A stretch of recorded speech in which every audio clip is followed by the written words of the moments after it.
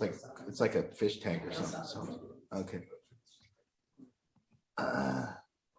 So over the past months, we've, really been kind of put through it with people's relapses or people's addictions. And a lot of times parents always came and asked me how I did it and how do I live in this world and how do you get through it. And so last week I described the position that I take, and I believe in this position, and I believe in the idea that a human being and their mind are two different things, that a person and their mind are separate. And because of that, I live from the position that, we are kind of an observer of our experience, and we have very little ways to get inside of our mind and control it. And we kind of just get to be the experiencer of what's going on with our mind. And then I said, well, I kind of made it that people go through these stages of change, and they don't generally change without these stages when it pertains to bad behavior. And again, those stages are pre-contemplation, and in that state of change, it's when we don't think the behavior is bad, and we don't have any guilt, and we don't have any consequences. And then as the consequences grow, we get to contemplation, and our mind begins to think that it's possible that maybe this is a bad behavior and we shouldn't be doing it. And in contemplation, guilt begins to come in, and that's what the mind does in contemplation. It contemplates whether or not this is something I should be doing, and there's the reasons I should change. And then it gets to a point where it absolutely decides that it needs to change. And, back this happened for me in 2011. And I didn't really know at that point. I knew that I got to preparation, and my mind was pretty clear that it couldn't do drugs anymore. And you can pull it down now. And but then I didn't understand, and what action would it be? I knew that I wanted to do something, but I didn't generally know what that something would be. So they just told me to go to meetings. So I just went to meetings, kind of like maybe just brainwashed about what it was that was going to happen to me if I just went to meetings. It was somehow some miracle cure that if I just went there every day, that was the proper action. And all I had to do was sit in that seat every night, and somehow I would stay sober. And I don't know if that's true or not, but looking back, that was just an action that I took. I went to a meeting every day. As the mind learns, but then later on, I found another book, and it was about 2014, and there was a kid in my program, and I believed that the only action that you could do against addiction was that you could only go to meetings. And I've been told that that's all that worked, and that meeting makers make it, and there's nothing else that works. And you got to go to a program, a 12-step program. And I generally believed in that at this point. And then there was a kid, and he was reading a book, and he said a really remarkable thing to me. He said, you need to become he told another kid in the meeting I was holding, he told another kid that they need to become the observer of their own mind. And I never heard that before. I didn't understand what it would mean to be the observer of your own mind. I was like, whoa, what is that? So I said, where'd you get that? Where'd you hear that? And he goes, well, I read it in this book. It's Eckhart Tolle's Power of Now. So I grabbed the book, and I said, fuck. I went home. I didn't want any kid in my program to be smarter than me. So I went home, and I just grabbed the thing, and I just read it that night. And then when I woke up the next day, I read it again. And I read it twice in 2 days. And he did say that. He said, there's a separation. And this separation occurs when you stop believing that you are your mind. You believe that you have a mind, and you're experiencing its thoughts, but you're not choosing its thoughts, and you're not directing its thoughts. It's just doing its thing. And so there was this thing that happened for me, this separation. And as the door opened into that separation, I seen that other human beings too weren't their mind. And it wasn't them that were making the choice, it was their mind. And from that position, if I could just say that, if somebody made a poor choice, I can just say their mind made a poor choice, they didn't. And then almost the onus and the responsibility is on me if I can be with them to help that mind, and to see if I can change that mind or deter that mind and give it a different way or whatever it was. And that's responsibility. So there was this thing that was like, sweet, this is this place where if somebody does something to me, I can say, well, their mind kind of made that choice, but they didn't really want to do that. I don't think anyone chooses to be a pedophile, and I don't think anybody chooses to be overweight. And I don't think anybody chooses to be an addict. And I don't think anybody really chooses to lose all their money gambling. And I don't think a kicker chooses to miss a kick in the NFL Super Bowl. And I don't think somebody wants to strike out in the World Series. And that person is experiencing the results of that mind that they're experiencing. So, this whole thing worked out that I could give people how it really works with change, what really happens with change, and how somebody goes through this process of stages and, enough consequences. If I never got fat from eating chocolate cake, there would be no reason to quit. I would continue to eat it. If I could eat burgers and fries like a 12-year-old, that's what I would eat. I would rather eat that. It tastes way better than the shit I'm eating these days. But whatever it is, it comes from these. We don't just turn a light switch and say, I'm going to make these changes. We evolve, and our mind learns to evolve. And so part of that is that we now move into action.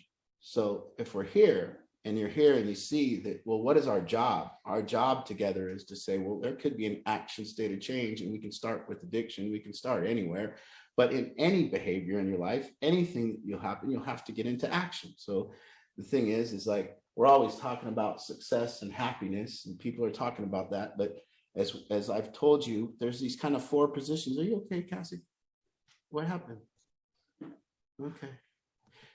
We'll get to that. Anyways, there's these kind of 4 positions that human beings operate from. And if you could throw up what we use as the model there. So maybe that's a lot to take in. You got the 4 or 5 stages of change. There's usually, it can be either. And then we got these positions. And I say human beings relate to life and they operate from life. And Courtney, will you take Cassie and take a break, please?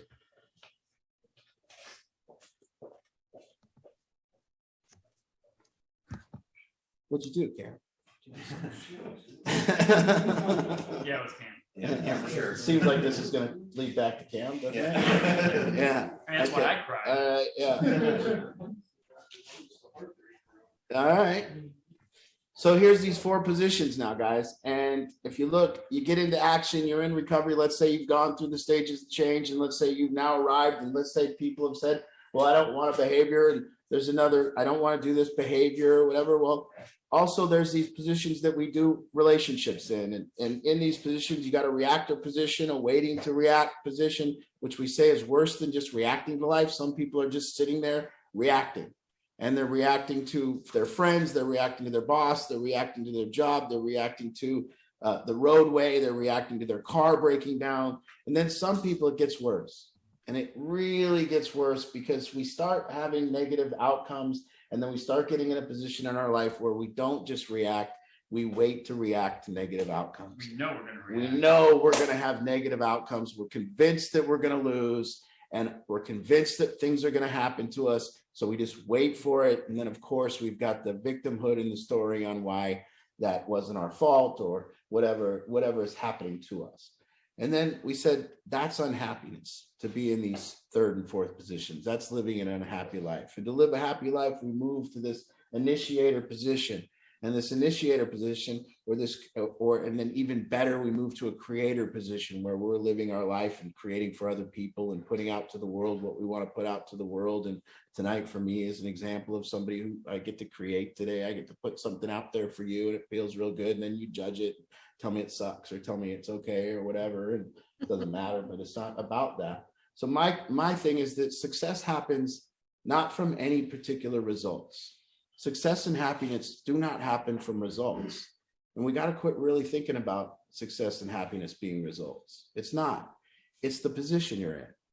Happiness is being an initiator. Happiness is being a creator. It doesn't matter. So ends up that if we look at what the action state of change really is this thing that you guys, a lot of people come to me, what you come from me is this reactive position, and you come to me from this person that is waiting for negative outcomes in your life, and almost coming from a place of, and we talked about it earlier today, self-centeredness. So self-centeredness, I don't believe is a character defect. I believe it's something that happens to us over time when we're trying to survive. When we are trying to survive, and we're trying to get dope, and we're trying to make it, and we're trying to do whatever we're trying to do, all we can be worried about is ourselves. If you've ever been in a position where you have to go to the bathroom really bad, you really don't have any other concerns that you can deal with.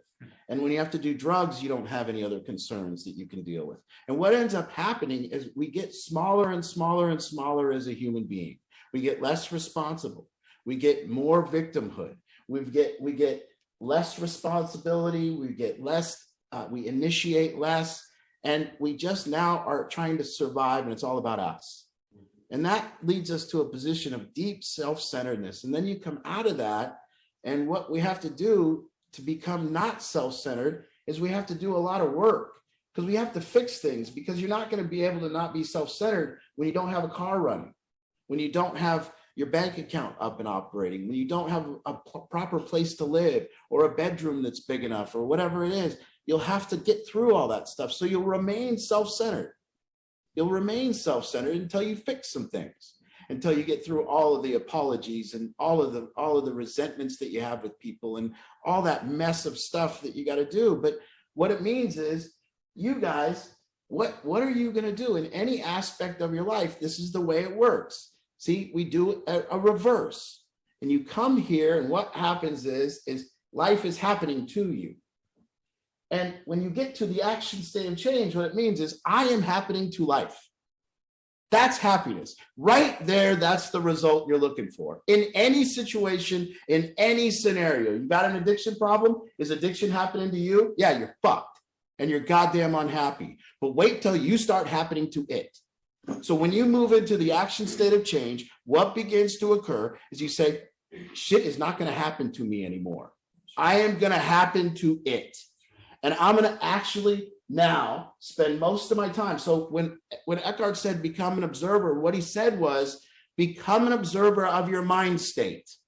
Look, you can name it. You can go throughout your day, blaming mind, worried mind, scared mind, fearful mind, arrogant mind, angry mind, resentful mind. What mind state are you observing?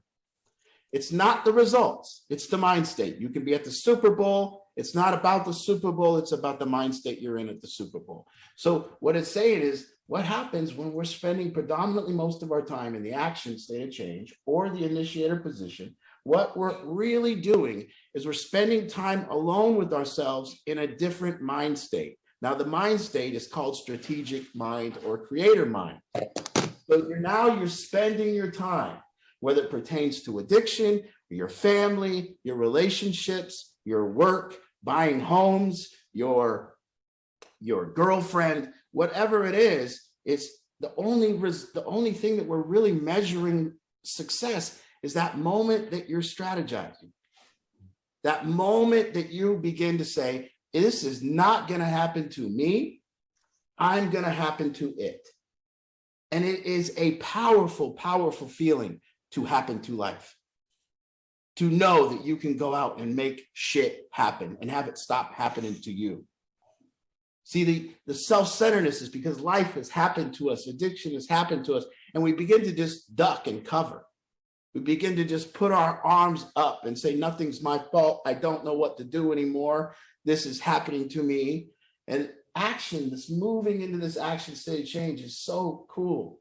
Because once you do, if you're sitting here, that was what was confusing to me with programs and all the stuff when it pertains to addiction. Everybody told me that their particular action was right. That if I did what they said, then I would stay sober. And I want you to notice that I'm not telling you what action it is. I'm not sitting here telling you that you need to take a particular action that I took. And if you follow my action, you're going to stay sober and do it this way. And it's been finally clearing up to me that that is none of my business. What I'm telling you is that what action are you taking? It's just simple. Is it happening to you or are you happening to it? Done fucking deal. That's it. And what's the moment that, now the fun part, and people come and go, well, what should I'm in the initiator stage, Art, with my husband or with my kid. So that means I'm going to initiate the relationship and I'm going to go ahead and get in there and fix it. And I go, okay. And they go, what should I do? That's not it. You're not in the initiator position because you don't have a strategy. It's on you to figure out the strategy. That's the fun part of life. The fun part of life is sitting with yourself and figuring out what the fuck you're going to do. That's the fun. I can't take that from you. Now, if I give you the strategy, it's my strategy, and you're going to go ho-hum. I'm going to go about the business of doing what Art said, and it's going to be very boring. And by the way, you're not in strategy. You're not an initiator. You're just doing what I said. It is a lot of fun, and it's really validating to able to be there. To get the success for yourself based upon your own strategy. Then why don't we, what stops us? What is it why don't we just do it? Okay. Well, it's the same thing like what happened with Casey Breed and I. Same exact situation. I was like, Art, I don't know how to deal with this. Yeah. Right? I could have dealt with it. There's been no reason why I couldn't have dealt with it. I don't know what it was that told me that I couldn't deal with it, and I needed to ask Art how to deal with it. You know what I mean? Was it whether it was fear or whether it was the fact that I didn't want confrontation or any of that, you know what I mean? But the fact of the matter is that I didn't want to take the responsibility for the action. What you had to do. What I had to do, exactly. I didn't want to take, and that there then put me in a waiting to react state. Now, and not a creator or an initiator state, right? Now, the key to this is that what I'm talking about here is happiness and success. Right. What I'm not talking about is results. Now, some people are still going to be on here and they're going to tell me that they need the results to be happy and successful. Right. And what we need to get understood here is that listen, I'm looking at you guys and I know, I can tell you can't fucking lie. There's nothing you can do here in this room to tell me that you're in action when you're not. There's nothing. There's no cover up. There's nothing. Absolutely. You cannot tell me that you're sober and you're in action. You can't tell me that you're in action with your money, or you can't tell me you're in action with your job. You can't lie to me. You can't, because you would have to say, to be in action, all you have to do is tell me the action that you're doing. Simple. Now, some people don't know the right action. Well, listen, that's fine. But what you do is anything. Anything. Try anything. Do something, and you can also do, hey, I want to try this. I'm a little scared. You can run it by people. You don't have to just wing it. But I want to note that it's so important that if you want anything here in your life, and especially in recovery, that people move to the action state of change. And if you're told that you should do something and do it the way that other people tell you to do it, that you're probably not in action. That you're just doing what they say and you're going through the motions. And I know people that have went years to meetings every day and aren't in action. I know people that have been in this program and come to group every day and do the motions of their chores and do the motions of their life, and they're not in action. They're still in preparation, or worse, they're in contemplation. They're still wondering if this is the right thing to do, or if getting back to drugs is the right thing to do. Success is impossible there. And by the way, success is impossible, and you're leaving yourself, actually, you're in the waiting to react position, if you looked closer. So in this thing, this kind of sweet thing that we're trying to do with everyone's mind here, and that's what we're doing. We're trying to convince your mind to go from stop letting things happen, stop letting addiction happen to you, to start happening to it. And then if you see that and you go, what am I doing to prevent it from happening to me? And then you just look and you're just looking at nothing. What do you think is going to happen? You're doing nothing. So how possibly, for me, I was whining and waiting to react about weight loss and health for 5 years. And I'm very honest that I wasn't in action. And I know I wasn't. And what was happening is my health was happening to me. I was getting more overweight. My lungs were filling up with inflammation, and my heart was getting inflamed, and my health was happening to me. And now I've moved kind of somewhat into action, not the greatest, but I'm in action now, and I'm happening to my health. And that's in every aspect of your life. And all the families here, you think you're not going to be happy with the results. What we need to look at is the fact that we're not telling any family on here to wait and wait to react. We've told every family, everyone they met. We haven't said there's got to be a waiting point and the person should hit bottom and all that stuff. We're moving you right to the point where you become a strategic person. And if you look today, and if you look at your life, what the time that you'll most be lit up, the time you can't sleep, the time that you will be brought out of bed is when your mind is strategizing and creating. and you will be woken up and pulled out of your bed by ideas, and you won't be able to sleep. And this is the time we are most happy. Notice, we are not most happy when, in fact, I've learned I am more happy now when there's problems than I am when there isn't. I've just learned that about myself. When I don't have problems to deal with, I don't even feel comfortable. I have to be in strategy mode all the time. And if I don't have a problem, I'll create one. I'll make a new one so I can solve it, because I need to live in strategic mode. If I'm not living in strategic mode, my body just like freezes up. It doesn't even know what to do. I need it. I need it to breathe. I need it to live. And when it pertains to that being happiness, it's so easy, because then you can see what everybody's doing, kind of weird, like waiting to get these results to be happy, but they're not even. And then one problem comes up and they move right into complaining and not reacting. It's like, or in reacting. It's like, what are you doing? Life is about the game. This beautiful game where you're with yourself strategizing, where you're observing your mind solving something, and you're sitting there and going, oh shit, I might be able to do this. And then all of a sudden something works out for you, and you go out and you do it the way that your mind told you to do it, not somebody else's, the way that your mind told you to do it, and it works, and you solve something. Now here, I'm not telling everyone here when it pertains to, can we please? I'm not telling everyone here when it pertains to solving your kids' addiction problem. There is some pretty good value in just raising your hand and saying, I don't know what action to take. But then when you get to the point where you are at least strategizing rather than talking about the problem, and you're given something to then create from, and some direction to create from, but you're adding your own way you're doing it, you're adding your own language, and you're adding your own way you talk, and that's starting to happen for you. This game of addiction, notice we told jokes tonight. Notice we played music, because this problem of addiction isn't devastating. It's not a tragedy.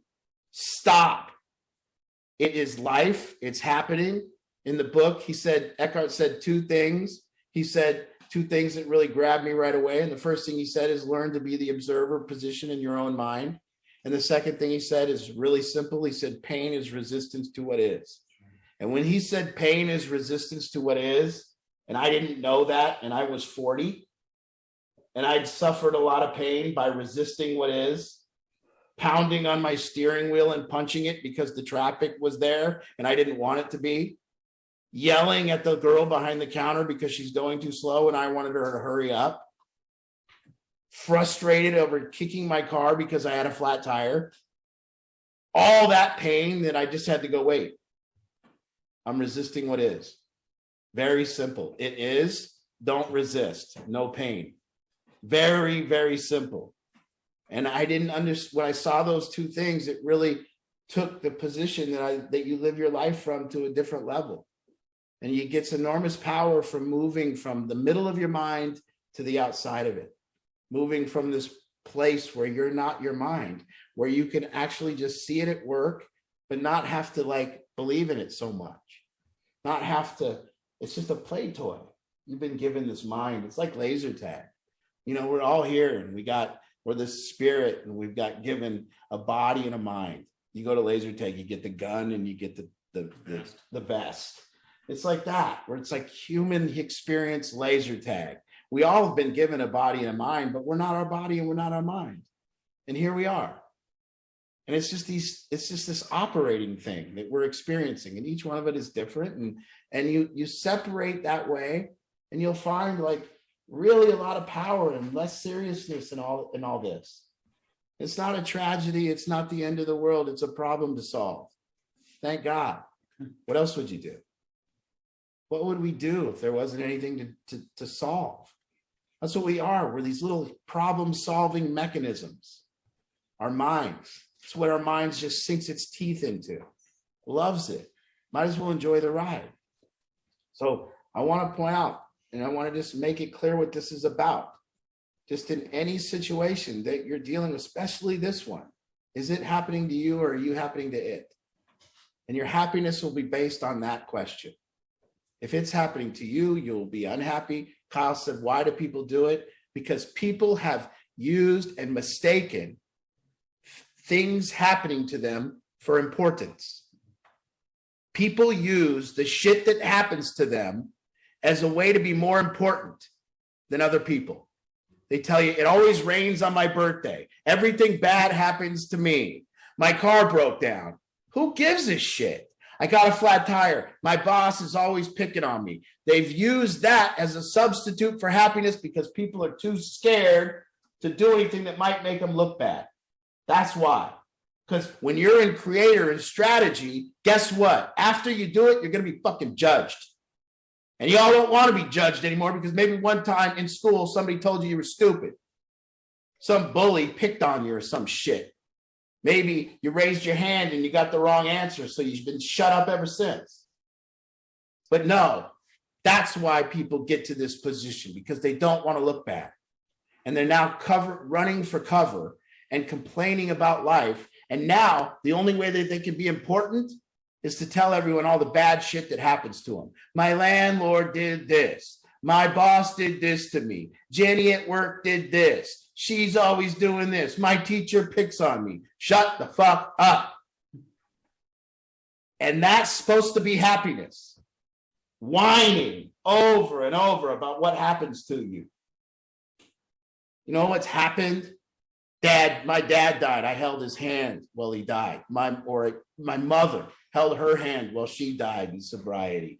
My best friend Angie lost her son, and we went down and watched his body taken out of an apartment. Everything that can happen to us has happened to us. We're not talking about that tonight. I hate to even bring it up. We're talking about what we want to create, what we want to initiate. We can't use our problems to give us importance. We got to get rid of our problems. And once people start using their problems to give them self-importance, they can't get rid of their problems.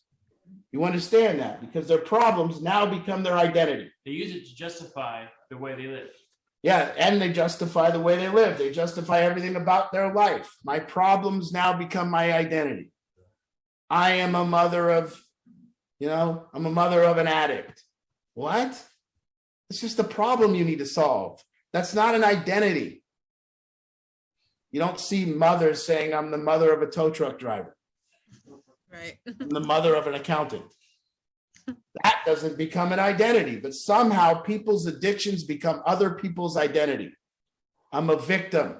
My mother didn't survive cancer. She didn't. She died. I had to sit there and watch TV where they're putting an interview on a cancer survivor. And he's on TV going, I'm a cancer survivor. What the fuck did you do that my mom didn't do? You telling me my mom ain't working hard enough? A cancer survivor does the same exact thing that a cancer person that dies of cancer does, just so you know. Yeah. They're not doing different things. One person didn't fail because they died of cancer, and one person didn't succeed because they survived it. But some people want to turn cancer, which is just a problem, into their identity. People want to turn addiction into identity. People want to turn homelessness. I'm homeless. That's not your identity. It's just your current living situation. I don't run around telling people I'm a homeowner every time I meet them. Hi, I'm Art. I'm a homeowner. Hi, I'm Hannah. I live in an apartment. But the homeless people want to take that as their identity. Well, that's going to be a big problem, because what else are you going to be? So people have now gotten to this position and they don't want to get into action, because if they solved their problems, they would no longer have an identity. And what do you do with that? I got to be a drug addict now. That was the other thing. They told me that I was going to be a drug addict all my life. Well, guess what? I'm not. I ain't. I'm sorry. I ain't done drugs in 11 years. I don't have a desire to use drugs. I have no, please don't call me a drug addict. That's ridiculous. How can I be a drug addict? I haven't used drugs in 11 years. That would be a ridiculous identity. I'm a lot more than that. So you look and you see why this is occurring. You see what is going on. What action, and it's simple now. You want to be happy, get in action. You want to be in action, then you just happen to it, whatever it is. You want to whine to me about your relationship? Get in action and shut up. We can develop a language where we're talking about action, not what's happening to us. We don't have to sit in this room and discuss what's happening to us. We can discuss what we're happening to it. This is what I did to it. This is what I'm going to do to it. This is what I'm about to do to it. But when we're in this position, sitting there with life happening to us, we're very sad too. Miserable. Seems to be, though, that we can get feeling kind of important about that. So I don't know if you like what I have to say tonight, but for sure, I think it's simple. Are you in action or not? And if you're in action, are you happening to it? And that's with a flat tire. That's with your housing situation. That's with your wife. It's with your boss. It's with your job. Any situation you can bring me, I can ask you one question. Is it happening to you or are you happening to it? And if it's happening to you, you will tell me that you're unhappy, but you like it now and you're used to it.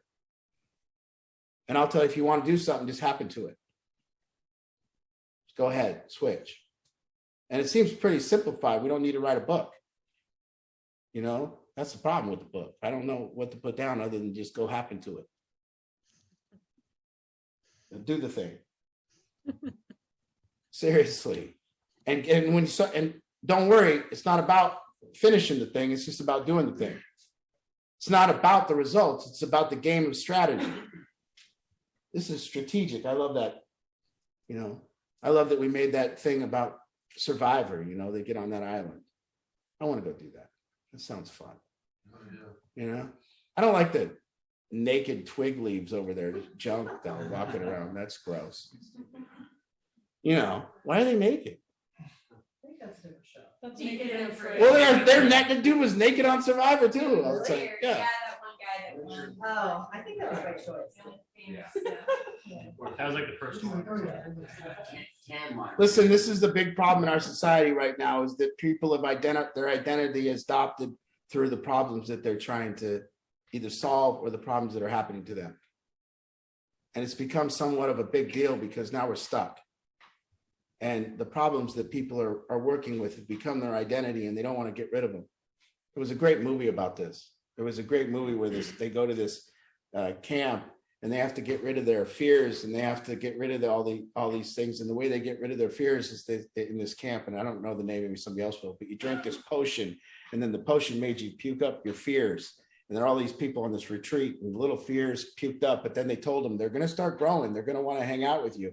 And they get to these big furry little animals that are all their fear balls in this little furry animal. And it's like, now they're all in a cabin alone with their fear ball and all they have to do, but the thing's cute. The thing is like, it's friendly with them. It's nice. They're comfortable with it. And so then they give them a gun and they say, now all you got to do to be fearless is shoot that thing. And the people can't do it. They can't shoot the things. They don't want to get rid of it. It's too cute. They're too comfortable with their fears. They're too comfortable with their problems. They don't want to get rid of them. I don't know. If anybody knows the name of that, put it in the chat. Art, you've brought that up before and you didn't know the name before either. I'm so Yeah, curious. I watched it on an airplane. It was awesome. Yeah, if anybody knows it, let us know.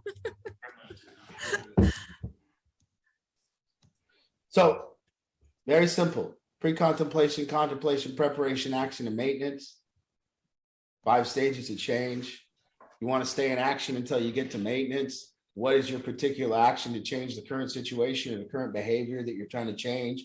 And while you're in action, it's simple. All you have to do is go, is it happening to me or am I happening to it? And if I'm happening to it, I'm in action. And when I'm happening to it, I begin to have, my mind begins to go to this great place where it creates solutions rather than loves problems. And it gets to this place where it just thinks about solutions and it churns and it works until you find the proper one. And then you go and you fail and you do something, but then it comes. And so it's like, you'll find the right action along the way. You might not find it the first time. Right now, I'm in action with it when it pertains to real estate. I love it. I'm having so much time. I failed miserably. I put in an offer yesterday and it got denied. And now it's like, but that's not, I don't care. I didn't get that house. So who cares? Now what? Now it's a new deal. Let's move. Let's strategize. Let's get something else working here. And what I realize, it's not is I don't care about the results. In fact, the action that I'm taking might lead to more problems. Really. And that's okay, because then I'm going to be solving more problems and I'm going to be more strategic. And there's actually nothing in it. There's no way to fail, because it's like so beautiful. It's like, oh, maybe I'm going to take an action. It's the wrong action or whatever. And it creates all these new problems. And now my mind gets to solve all that shit too. And all of you, success, it's just now. It's just your current situation plus I'm going to happen to it. Done. I'm successful now because you're happy. But you'll notice if you go back inside and you start ruminating about, now there's stuff you got to do too, because maybe you can't get there. Maybe you can't get your mind to go to strategy because it's too scared. Maybe your mind's sitting here worried about what people think about you. Maybe your mind's sitting here worried about what you did to your parents. Maybe your mind's sitting here worried about who you owe and your cable bill and your car and all that. Well, you're going to have to fix that shit. So each one of those has got to be a little strategic thing to start smaller, because maybe you want to strategize about bigger things, but it needs to be pulled back to, okay, start with all these little things that you got to fix. How do you strategize about fixing that next relationship? How do you strategize about making that apology? How do you strategize about getting $20? How do you strategize about everything? Getting some new shoes, getting some work boots, getting every little piece just needs to be one thing. Just a strategy all day. And that becomes your identity then, correct? Yeah, just a machine. Right. Absolutely. I think we have I think we have the name. The N's, E-N-S-E. Oh, the cleanse. The Cleanse, that's the name of it. Great. Cleanse. It was Sabrina and Riley. Thank you, guys. Yes. It's a great movie. You should watch it. But The that's the deal. Cleanse. It's not really your identity. It's just what you do with your time. It's just what kind of a person you just become. Right. The kind of person that just, like for me, I don't give a shit what it is. I want to put an art-sized hole in that fucking wall. No matter what it is, I'm running through it. I did that with addiction. And that's the crazy thing about all of you. A group of people that if we were all getting high together tonight and we were out of dope and there was no phone and there was no money and the power was out and we didn't have any water, we would all solve that problem together quickly. Nobody would sit here and whine about, oh, we don't have any dope. Well, we wouldn't do that. You guys are strategic with it. Figured out check fraud and you figured out all this shit. And then you come into recovery and it's like you're out of answers. Why? Because without dope, hey, listen, you're going to have to do something and people are going to judge it. I know with your dope, you didn't care about being judged. It kind of numbed it all over. But with this, you're going to have to do something real and you're going to have to take a chance and you might look bad. And you might have to actually talk to someone and you might have to actually say you're sorry. You might have to go, hey, look, man, I messed up. You might have to do things like that. And that action it's not as fun as hey, you might not be as heroic there with that. So yeah, you wonder, and it does boggle my mind why everyone here isn't in action every day right now. That does boggle. I don't have the answer to that. I would say it has something to do with you're scared and you're trying to con people and act like you're not, like you're in action when you're not. Maybe has something to do with just going through the motions and not looking stupid, keeping up appearances. Maybe want everyone to think I'm cool. See, I don't mind. I don't pick what your action is in recovery. Don't say my program. You don't even know what the fuck my program is. Nobody knows what my program is. There is nobody that can describe my program. If we asked 100 people what's Art's program, there ain't not one goddamn person that can tell me what it is. That is true. You have no idea what it is. There's no book. There's no steps. There's nothing. Because it's unique to each individual. That's right. It's you become a person of strategy and figure it the hell out. You're smart. Figure out what you're going to do. But don't tell me you got nothing. Just don't tell me it's nothing. Well, when it pertains to my recovery and addiction, I do nothing. Good fucking luck. Good luck. You have this huge, enormous, debilitating, paralyzing problem that's crippled your life and choked you to almost death. And you're going to do nothing? Good luck. Have fun with that. By the way, I didn't tell you to do something every day like me. I don't even know what the hell I did. I just stayed in strategy until it got to maintenance. Now I don't need to do much. I'm not going to get high today. My addiction's not out in the parking lot doing fucking push-ups. It ain't, dude. It ain't out there. It's shit is beat to a pulp. Yeah. That's it. Anyways, action. I'm going to happen to it. My kid's an addict. What are you going to do? I'm going to happen to it. You're not going to wait for him to hit bottom and die? Nope. I'm going to happen to it. I'm going to do something. You're not going to just sit and complain and whine with your husband? Nope. We're going to do something. Well, we're used to just talking about the problem all night and whining and complaining and how offended we are or how the way our kid behaves. Well, that ain't going to work. That ain't action. It's going to make you feel better. Now, venting does make us feel better, though, don't it? Venting makes us feel better. Yes. It's just not action. I think venting feels good in the moment, but like after you let it out, sometimes it really doesn't feel any better. It don't feel no better. And then you realize you talked a bunch of shit. Yeah, I got fucked. You know? Would venting be like contemplation or contemplation? Venting be contemplation. No, well, venting would be reacting. I mean, contemplation is when we're sitting in a position where we don't know if we should do something or not. I think when people are venting, they know they should do something. They're doing it. Yeah. All right, we got questions. Let's open it up. All right. All right. So we would love to say hello to the new people. If you turn your cameras on and are willing to say hi, we'd love to see you. And for anybody who has any comments, questions, anything, you just raise your hand like I'm doing right now with the little raise your hand feature on your device. If you can't figure out that on your device, no worries. You can unmute yourself. Sometimes people can't even do that. So if you can wave your arms, you can say hi in the chat. I have a question. And we want to get to everybody. So we've got plenty of time for this. And so we hope you guys will step up and any comments, questions are welcome. Now, by the way, I'm not saying to everybody that I remain with my strategic mind all day and I remain with my creator mind all day. No, sometimes I'm with my worried mind. Sometimes I'm with my angry mind. Sometimes I'm with my resentful mind. Sometimes I'm with my life's unfair to me mind. Sometimes I'm with my complaining mind. All of it I'm with. I'm just telling you predominantly when I want to be happy. Oops. Hi, Clay. Were you trying to unmute yourself? Did you want to say hi? Or was that an accident? Sorry, I didn't mean to unmute, but hi. Hi, Clay. Nice to meet you.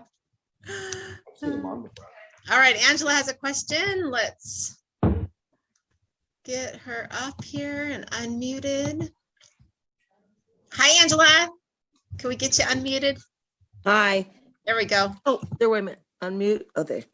I just want to say to Art, this was a very powerful solution group for me. I really think you hit home on a lot of things.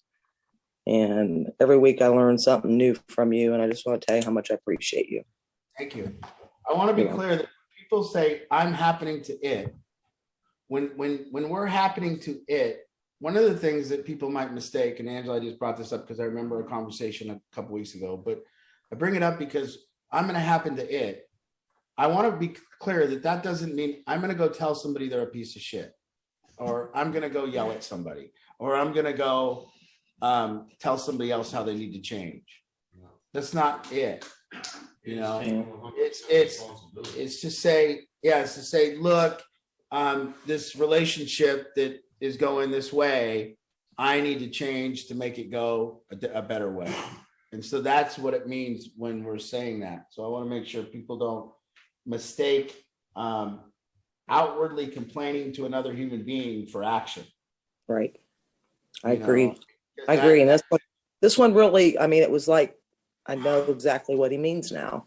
And I certain things that I'm still doing wrong, and I'm just going to keep taking your advice and try to improve.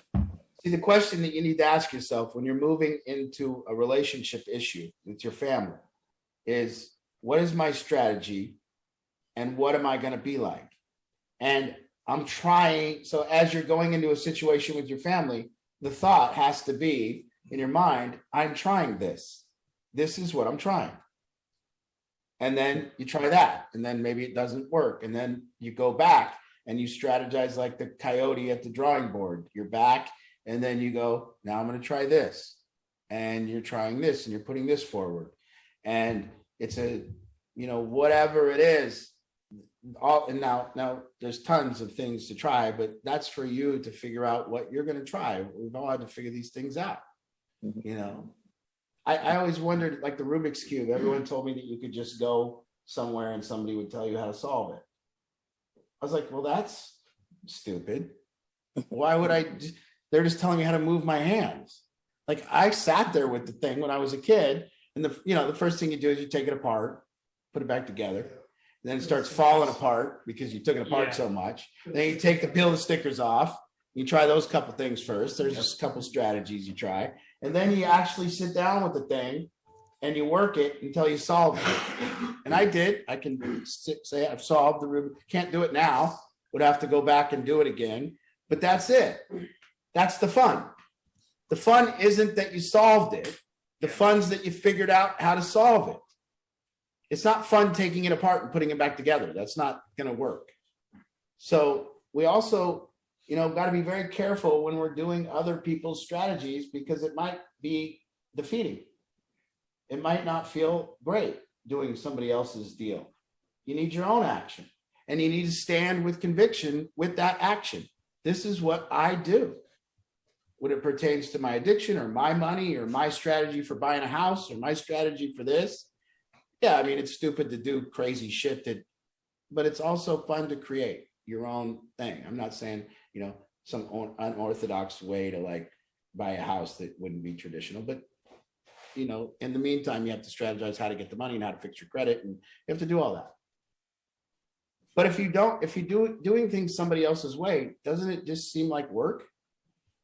I mean, now it's just work. Yeah, Logan. Well, so you're saying like if you're just doing it someone else's way, that like you're just doing what you're told. But I think in like a lot of us in early recovery, like, isn't it a good thing to kind of just do what you're told sometimes and have some guidance? It's like when you're learning guitar, like you're having someone teach you the basics of the guitar, right? And then from there, once you start learning these things, because you're like doing what you're told, then you can get creative with it and start. Well, let's say that you were doing what you're told and you love it. Would that be a strategy? No. Yeah, wouldn't it? My strategy right now is doing what I'm told. That's a strategy. Okay. I mean, really. And then you go, but people are doing what they're told and not believing in it. Yeah. So it's not a strategy. It's just whiny, pissy. I'm doing what I told, but this doesn't work. I don't know why I'm doing this bullshit. So your strategy for learning the guitar is to listen to somebody else that learns the guitar. Yes, but you're going to want to get a point where you create with the guitar. You're not going to want to continue. That will be the point of happiness when you're creating and you're strategic with the guitar, right? And that's my point. Strategic and creative mind is where happiness lies. And the unhappiness lies in these other mind states when we're not doing those things. Not all of them. Some are cool to just be calm. Yeah. Mm-hmm. Oh, we can't hear that person. But remember, and I'll just clear this up. Am I in strategy mode or not? I'm in arts program. Kyle Munkers told me to do an hour of chores. And when I do an hour of chores, he told me to be present and breathe. And he told me to look at everything and accept that I'm doing chores. I agree. This is the proper strategy for me. I'm going to do it. Now, that's strategy mode. Now, Kyle is making me do this bullshit. Can't believe he says this shit's going to work. Man, I'm going to do it, but this guy's such an idiot. That's something else. That ain't going to work, and that ain't going to make you happy. So rather than even do that, you would have to go, Kyle, your chore thing and telling me to do chores, not the strategy for me. I got something else going. Oh, good. What is it? But what we get here predominantly is people telling us that what we're saying to do doesn't work. And then you go, well, what do you do? And they go, I do nothing. Literally nothing. That's what I do. I've had this enormous debilitating problem that cripples me and I can't move. And I've screwed up everything in my life and everybody's mad at me all the time. And to change, I'm going to go ahead and do nothing. And by the way, everything you do is stupid. And I'm just going to go through the fucking motions. Good luck. So I hope tonight maybe people will see, hey, guess what, guys? You're going to have to do something. Quit relapsing. Stop letting it happen to you. Stop sitting there waiting to relapse. Stop doing the same exact goddamn thing that you've done 100 fucking times and do something. Tell me you went down to Seattle and dove in the water every day. Swim with the ducks would be better than nothing. I go to Seattle and I take off all my clothes and I jump in the Puget Sound every morning at 7:00 and I get out and I put on my clothes and I do that every morning religiously, and that's how I stay sober. Like you said, and I would go, it would work. Like you said last week, riding the Ferris wheel. Yeah, ride the Ferris wheel. Anything. Tell me anything that you do. And we just get nothing. I'm just going to stop using drugs. No, you're not. You never have. You're not. You don't. You won't. Because you're forgetting that right now your mind is in a particular mind state where it thinks it's going to stop using drugs. But are you not smart enough to remember that your mind state changes? Do you not remember what it's like when your mind state shifts and it wants to do drugs? And do you not know that you have no power, no control, nothing when that happens? Nothing. So the mind has to build up some type of vaccine, something that says, this is what I do. Vaccines don't work, do they? It's a dirty word. Oh, sorry. I don't know. We have quite a few new people out there. We would love to say hi. So if anybody's willing to say hi, please unmute yourself. I'll put you on spotlight. And and then anybody else raise your hand, any questions. But I just want to acknowledge, Angela had mentioned, hey, tonight was so great, it finally clicked. And so I want to encourage, especially you new people, it's like this puzzle piece. Sometimes it doesn't quite make sense. So like what Angela just said, it finally clicked. It wasn't really, there was something that wasn't making sense and there was a piece that just finally clicked. So I just want to encourage you guys, if anybody wants to see any of our past solution groups, they're all on video. We have an entire library and you can go back and review. Art's been on this topic that he kind of highlighted the bullets of for the past probably 4 or 5 weeks. And so you can go back and watch any of those. You can just read it. Where'd you guys go? Oh, I thought I saw Wendy and Sheldon. Hi. Wendy and Sheldon Epps here. Hi, everybody. Welcome to your first solution group. Thank you. Thank Is you. Brina there with you? Pardon me? Is Brina there with you? Oh, no, you told her she didn't have to. She's gone. Oh, no, I told you that privately. I didn't tell her that. I told you that privately. I'm like, well, she doesn't have, it's not required, but You must have told her yesterday because she was under the impression she could skate. Oh, darn. Okay, well, it's great that you guys are here. It's always an option for her to join, but most important for you guys on Tuesday nights. We'll get her next time. Okay. Looking forward to having you guys at the group coaching as well. Thank you. Welcome to the big Battlefield and Rebuild Recovery family. Nice. Awesome. Sheldon and Wendy are examples of people in action early, more and more we're getting Battlefield is getting phone calls more and more from the younger, parents and high school kids, more and more. So they're just an example of getting into action and happening to it early. So I love it. All right. Who else is out there? Bobby, what was your question? Valerie and Joanna, we'd love to say hi. Okay. Go ahead, Bobby. Okay.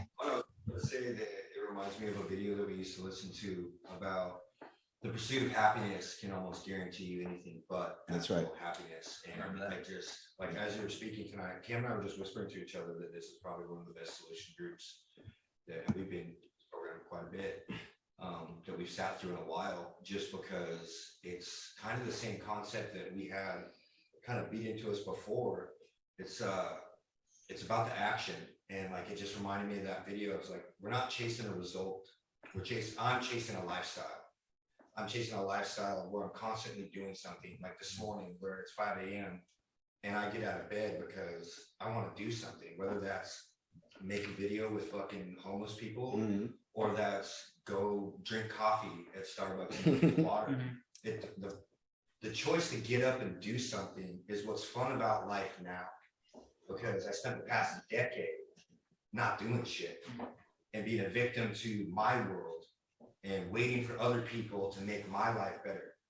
And I just, I get a little emotional like thinking about it today, because like when you start to believe in the shit that you're doing and it's coming from this program and you see it working, you see like the actions that you're taking yourself and the responsibilities that you're taking back into your life, you get emotional because you believe that you're the one doing it. That's right. And nobody's giving me that power back. I'm taking it back myself. And it's something to get fucking excited about. Excuse my language, but I think that just this idea that we can feel that. And, you know, and I got this real feeling years ago. I remember when it overcame me, and it overcame me that I can happen to life. And when that idea started showing up for me, that I can happen to it, whatever the situation is, that I can walk into any room and I can improve it, that I can walk into any job and make it better, that I can walk into any place and fix whatever the problem is, that I can be in any circumstances in life, you know, homeless in a parking lot, almost everything gone, broke. It doesn't matter. What matters is now the game's just changed. Now the game's changed. Still in the game. It's just now I got to strategize about different shit. What's the difference? What's the difference if you're strategizing about buying a home, or if you're strategizing about getting work boots when you don't have any money? I mean, what's the difference? What's the difference if you're strategizing about getting a bike that you really need, or getting a car that you really need? What's the difference? See, the thing that lies is your mind state. And I'm claiming tonight that the strategic mind state is the funnest shit. That's why people are addicted to video games, because they love being in strategic mind. They're not in worried mind. They're not in any other type of mind. They're solving a little problem. Yeah. So now just take that and throw that goddamn phone away and start getting bold enough to solve the problems in life. It's that simple. Yeah, I can agree with Bobby 100% on the fact that the solution group is definitely, it's emotional for sure, because of the fact that when you're in that strategy state of mind, you're also in that forethought, which is in that, you know what I mean, in that second position. And when we're in that second position, there's no room to not be happy. Yeah, there you know what I mean? When you're in that second position, in that first position, it's all about being happy and figuring out just how life works, and all these little different ticks on, or different strategies on how I can do life better, and how just life shows up for me when you do the right thing over and over and over, you know what I mean? And that's just how it is. And when you finally get to that strategy, when you finally figure it out, it's like, damn, dude, it's so awesome. It's like, I mean, you find that the results that you're looking for, I mean, that you're hoping for, happen, but that it's almost a letdown. The results are, the good results are almost a letdown. That's not that's not the fun part. That's not the. You know, imagine Joe Rogan. Now, I don't know if you like him or dislike him. In particular, I like him, but I don't know who does, but I will just say one thing that we know is true. Imagine how much time that guy spends in strategic mind. Yeah. Imagine all the stuff he spent creating, or anyone that's creating, Elon Musk or anyone that is creating. Imagine why they're living so good, because they're just spending all that time. And what it takes to like we see people become a huge famous person, and just think all the strategy behind that, everything that they had to do to get there. And and we never see the results until years of strategy. So you're not going to see these great results. If your strategic mind starts tonight, the results will be next year. People will be looking at the results next year. And then they go, oh, geez, how did you buy your own house? And you say, well, shit, I've been strategizing this shit for 2 years. And then it comes. But a lot of people just like to tell people they're going to buy a house. They don't do no strategy, and then they just don't buy a house. People forget that they even said it. Hey, I thought you were going to buy a house. Oh, yeah, that didn't come through. Well, why didn't you stay in strategic mind long enough to, make it? So, I realize it's not if I don't have anything to solve, I'm screwed. I'm addicted to it. I'm a problem addict. Angela, you got another question? No, I just had kind of a question. I've sent a lot of people you guys as well. I don't know if anybody. I know of one family that reached out to you many years ago, and their son is clean now because they followed your plan. And I've sent a lot of people recently. Jared has a friend who he used to do drugs with, who's got a twin brother, and Billy's trying to be clean, and he's doing really, really well. The other brother, not so well.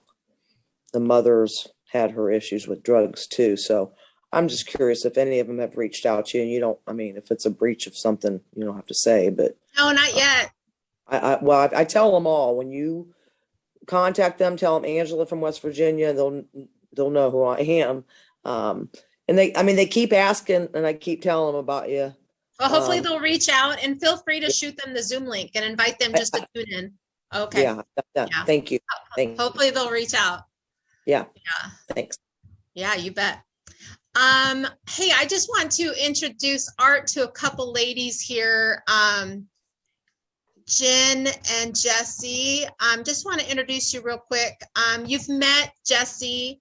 These two ladies are from the Beyond the Battle side. We have a Beyond the Battle for those who have lost their kids, and we're going to be planning a special workshop just for us. And I just wanted to introduce you guys. So Art, you've met Jessie. She lives down in Oregon, and she lost her son, Robert, back in 2017.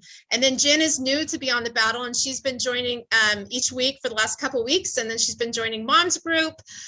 She lost her son. Forgive me if I pronounce it wrong. I think it's trig, like trigonometry. I think, yes. Anyway, she's new. And so I just wanted you to have some faces here, and really looking forward to getting a special workshop. What I really love so much is seeing the Beyond the Battle ladies over here in Solution Group. And, this is applicable anything in life. And it's just really beautiful to see you guys. And so I'm looking forward to growing that side here, and look forward to introducing you in person to Art. So we'll see you guys tomorrow morning. Well, Jen, hopefully tomorrow on Mom's group. Jesse, I know your job interferes, but we look forward to seeing you when we can. Thanks for being on, ladies. All right. I saw some. Yeah, if you guys want to say anything, just unmute yourself. Yes, please unmute yourself and say hi. I just want to say that our talk tonight about things happening to you, and hey, I lost my son, but I'm happening to losing my son. Like, I'm doing something about the problem, because I lost him to fentanyl, and it was one pill. And so I feel like that's kind of like, I don't want to be like, hey, I lost my son, everyone should feel sorry for me or feel bad for me or whatever, or pity me. But I'm turning that into a positive, and I'm taking action and trying to get more people aware of the dangers of fentanyl, and educating, especially our younger kids in like middle school and high school. So I kind of feel like I'm happening to fentanyl. That's good. When you see, that's where you see all people that have lost and people that have suffered. The most happiest people that have suffered the most traumatic things, and you see every one of those people, that the people that come back and then fight against that thing and take action against it. And those are the most people that regain their own freedom and make it about something.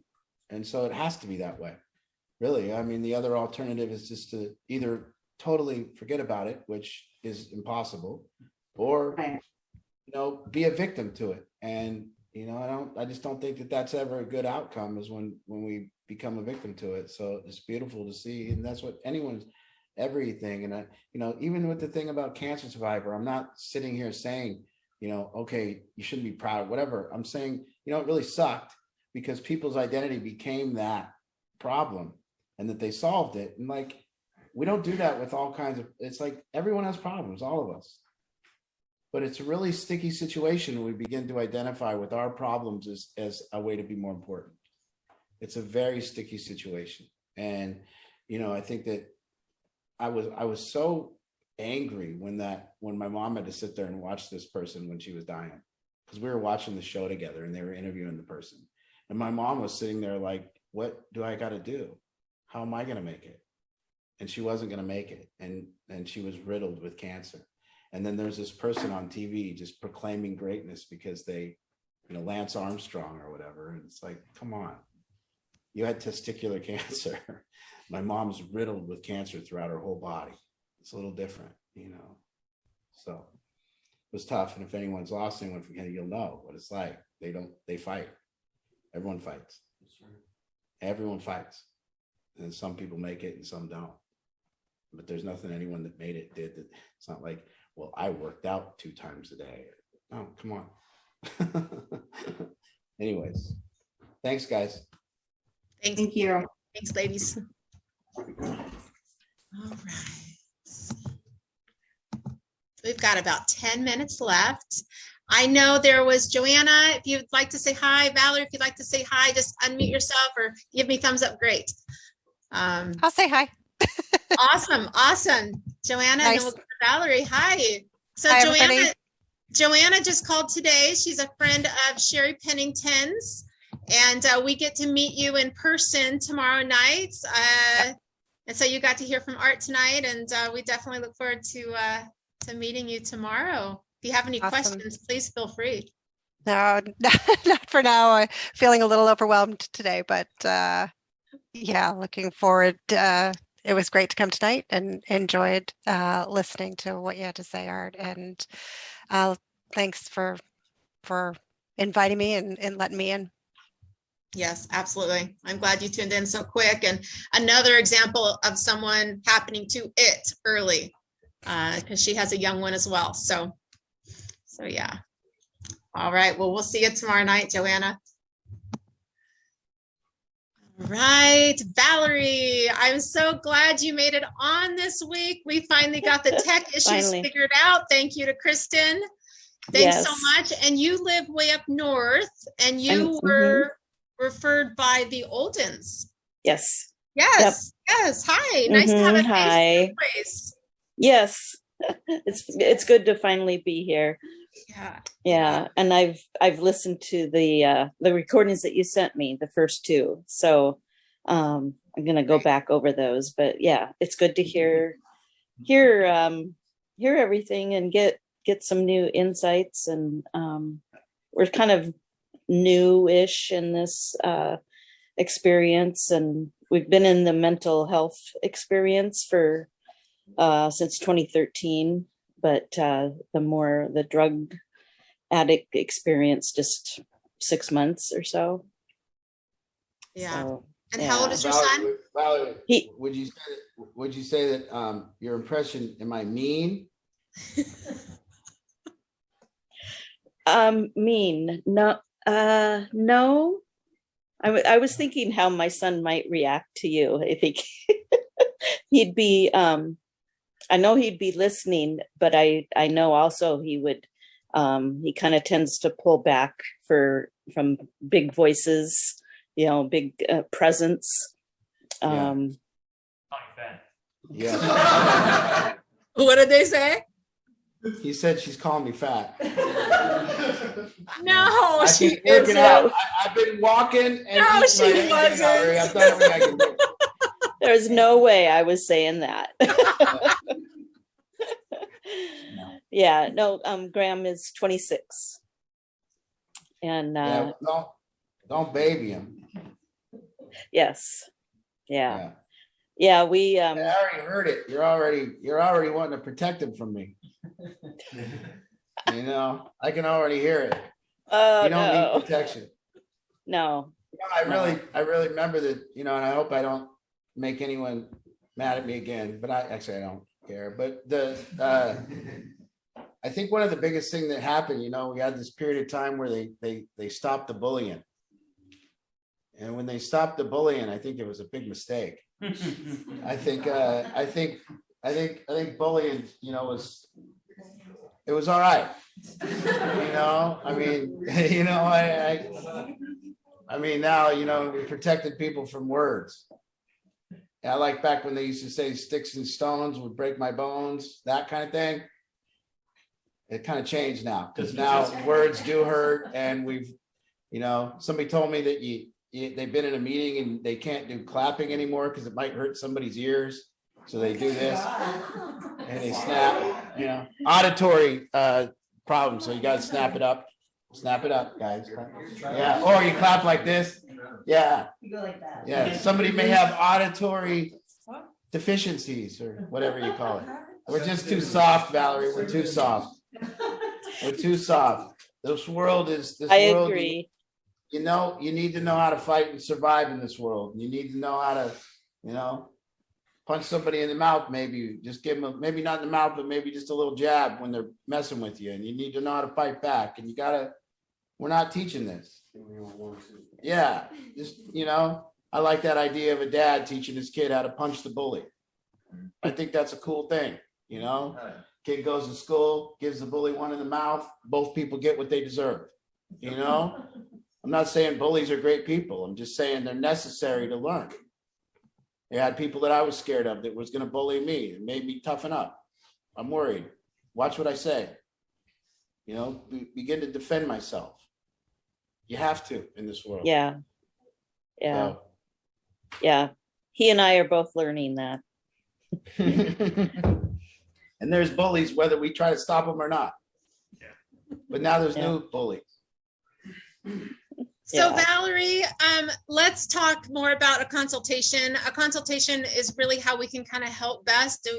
We can get an idea of your situation so we can identify kind of a starting point and how to help best. So yeah, love to arrange that. We could do it via Zoom as well, since you're so long distance. So yeah, let's connect. Yeah, that sounds good. Okay. Yeah, thank you. Glad you made it. Thanks, Valerie. Yeah, thank you. So are we ready, Ange? Are we done? I think so. I think Pam and Dave were just a thumbs up. Hey, Angie, can you give me the date of the dinner auction again? October 22nd. Yep. All right. Yeah. Dave and Pam were just giving a thumbs up. Becky put in the chat. I looked at a lot of old pics yesterday and I can say for sure, Art, you've gotten skinnier. So take that, everybody in the garage. Well, 22 days straight of eating right. So I'm in action. Yeah, we'll see how it goes. Yeah, snap it up for Art. Yeah. Yeah, give me the hands. Yes. Hey, actually, just a couple things before you wrap up, Art. So next week we have it's going to be a special week. Kyle Munker's in the house to speak next week. He's going to bring it. And then, as I said earlier, I just wanted to make sure everybody caught it because I was kind of distracted too. And I don't know if I was really clear. Our group coaching is going to be on March 2nd. We do limit the number of attendees for our group coaching. And so you do want to get registered. So there is no cost to that. Like there used to be a cost to that, but there is no cost to that. But you do need to register. And the link is in the chat. If you can't get that access to that or something, you can reach out to me and I can send you the link and I'll be posting the link on the Families Battle private group as well. Actually, the link is also on the website already as well. So you can go to battlefielladdiction.com, click on services, click on group coaching and get signed up that way as well. We'll probably be doing, at least once a month, we'll be doing group coaching, maybe a couple times a month, depending on, how many people we have. We will meet the demands basically. And then I didn't feel good about completing my thank yous to everybody out there for the Jacob fundraiser. I didn't want to just say that just so briefly as I did. We've been running that fundraiser. It ends tonight. You all just blew us away. The Eckley family sends their big thank yous. They're here tonight, and they were saying it in the chat earlier too, that got kind of pushed up, but they send their thank yous. Thank you to everybody. It's a huge gift to Jacob and his family. So thank you everybody for sharing and really stepping up big time for that. So thank you. That's all I have. You can wrap it up, Art. When I was a kid, I was tiny. So even when I was in 7th grade, I was 4 foot. In 7th grade, I wrestled at the 78-pound wrestling class, but I actually weighed more like 71 and I couldn't gain any weight. So I was like 4 foot 8, 78 pounds or 71 pounds. And then my friend Chris Schleck was the captain of the baseball team, the football team, and the basketball team. And he was a great athlete. He was a big dude. He was about 6 foot 180 at the time.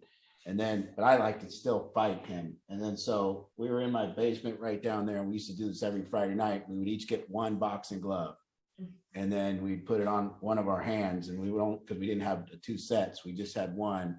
And then Chris would pummel me and pummel me and pummel me, and I liked it. He would pummel me, but I would sit and I would wait for just the right time, because all I cared about was if I was going to get one good shot. I just like, if I can get my one shot, I'm happy. So he would pummel me for about 10 in a row, and then I would just get up and sting him, like just come from nowhere and just wham and just drill him in the mouth. And I never gave up, and I never stopped fighting. And that's kind of what this is. It's like, maybe you've gotten a position in your life where you're covering up. Maybe you've got scared to make moves. Maybe you don't know what to do. Maybe anything's going on with you, and that makes you really unhappy, and you don't know what to do next, and you're covering and whatever, but you got to throw a punch. You got to start throwing a punch, and you got to get into action and say, and when you get that one shot, that one punch, and it lands, that'll lead you to the next one. And all of a sudden, you'll start feeling power again. And you'll start feeling this idea that you can, and everyone on here that it came to me, what they did was they took an action and they said, I call battlefield. And we did this. And then we started strategizing. And then we got alone together, and we drove in our car, and we stopped talking about the problem, but we started talking about what solutions they are. And we started getting excited, because when you start throwing a punch and you start seeing the end of the problem, when you start punching at it and you start seeing that soon this thing's about to go away, it's like Christmas, because this problem's about to be solved. And then you solve a problem in your life. And as we get that feeling, we get the feeling of power, and you get the feeling that whatever's going to happen to me has already happened. So now I'm free, because I've solved everything I was scared that I couldn't solve. So you sit there and you realize that. But only when you decide, I'm going to happen to it. I'm going to do something to it. It's no longer going to do something to me. And that's about taking care of your car, taking care of your home. People don't get in the predicaments that we get into. I don't think Doug Burrows and Carrie Burrows or Dave and Pam Stampiller are going to be driving in a car with a donut on it. They're just not. And the reason they're not going to be is because they happen to their tires. Their tires don't happen to them. When they get a tire that gets a little wore down, guess where they go? Tire shop, 4 new tires. They're not out on the freeway stranded. And we got a lot of families that are in the same position, that they're happening to life, and life's not happening to them. And that's happiness. The moment you get up on top of this thing and you start throwing blows, and you can sit here all you want and lie to me, but you're not. I know when people are in action, and I know when they're not. I know when people are happening to it, and I know when it's happening to you. And we can sit here and tell everyone all night what's happened to us. We can just talk about what's happened to us over and over and over. And guess where we're going to be at the end of the night? Same place. Or we can have a discussion about how we're going to happen to it. And when we have that discussion, we're going to be in a different place, because we're going to leave here with fuel. We're going to leave here like not empty. We're going to leave here excited about what I'm going to do next. Right. And then guess what? We're going to do something next. And that's going to lead to a place where, like, things start happening in your own life. And by the way, I didn't tell you what you need to do. I'm telling you what you need to strategize about so you can figure out what you need to do. That's it. It's not my way, it's your way. My way is just whatever your way is. As long as you believe in it, as long as you stand for it, as long as it's something that you believe in and you can tell other people, this is what I did to solve that. But if it's just nothing, I don't believe in that. I'm not going to believe in nothing solves the problem. I don't think in the history of the world, nothing ever solved anything. Something has to solve it. So we have to figure out what that is. But once again, tonight I was rough. So all you new people know I was rough tonight. I wasn't easy to deal with. And that's because I'm a little excited. But again, thank you for continuing to listen, continuing to grow the night. And we'll see you all in 2 weeks. Monkers, you got it next week. So good night. Good night, everybody. Good night. Good night. Beautiful.